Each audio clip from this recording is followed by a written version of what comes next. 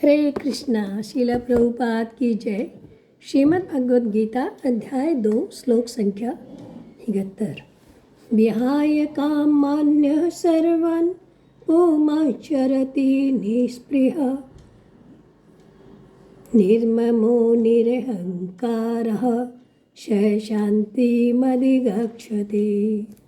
अर्थात भगवान कह रहे हैं कि जिस व्यक्ति ने इंद्रिय तृप्ति की समस्त इच्छाओं का परित्याग कर दिया है, जो समस्त इच्छाओं से रहित है, जिसने सारी ममता का भी त्याग कर दिया है और तथा जो अहंकार से रहित है, वही वास्तविक शांति को प्राप्त कर सकता है। तो हमने देखा था अर्जुन महात्मा ने कुछ प्रश्न किए थे भगवान श्री कृष्ण से स्थित प्रज्ञस्य के बारे में।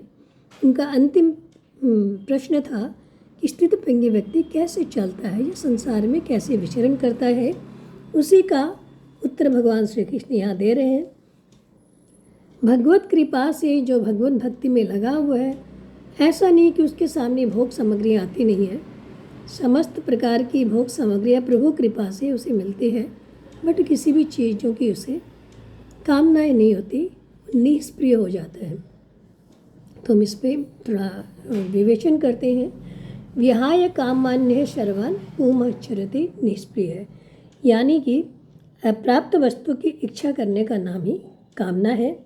और स्थित प्रज्ञ व्यक्ति इन समस्त कामनाओं का परित्याग कर देता है।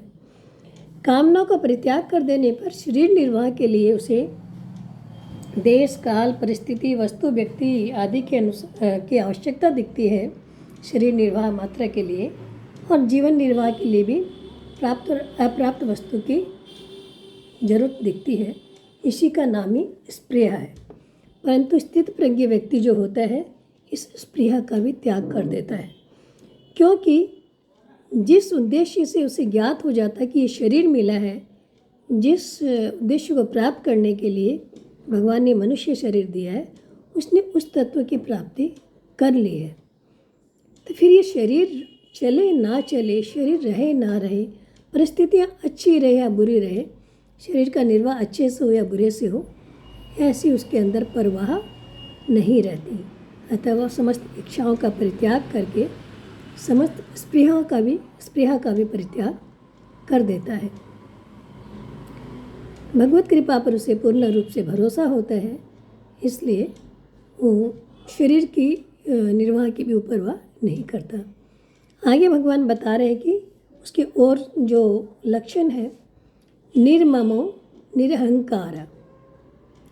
निर्ममा का अर्थ है स्थित प्रज्ञ जो महापुरुष होते हैं, जो व्यक्ति होते हैं, वो समस्त ममता का भी सर्वथा त्याग कर देते हैं। मनुष्य जिन वस्तुओं के प्रति अपनी ममता मानता है, वे वास्तव में हमारी अपनी होती नहीं है। प्रत्युतः हमें जन्म के बाद इसी संसार से हमें मिली थी। मिली हुई वस्तु को हम जब अपना मानते हैं तो ये बड़ी भारी हमारी भूल होती है। और ये भूल मिट जाने पर स्थित प्रज्ञ व्यक्ति जो है, किसी भी वस्तु व्यक्ति पदार्थ आदि से ममता रहित हो जाता है। उसी किसी की वस्तु पर उसकी अपनी ममता नहीं रहती। उसके बाद बताते निरहंकार। निरहंकार का मतलब है ये शरीर जो है मैं हूँ, इस शरीर से अपना तादाद में मान लेना ही अहंकार है। और स्थित प्रज्ञ व्यक्ति जो होता है, वो उसके अंदर ये अहंकार नहीं रहता, क्योंकि उसने समझ लिया शरीर इंद्रिया मन बुद्धि आदि सभी जो हमें दिख रहे हैं, जिसके प्रति जो मेरा मैंपन है, वो किसी भी प्रकार से मेरा नहीं है। ये सब भगवान की शक्तियाँ हैं, भगवान ने मुझे दी है। और वो जान जाता है कि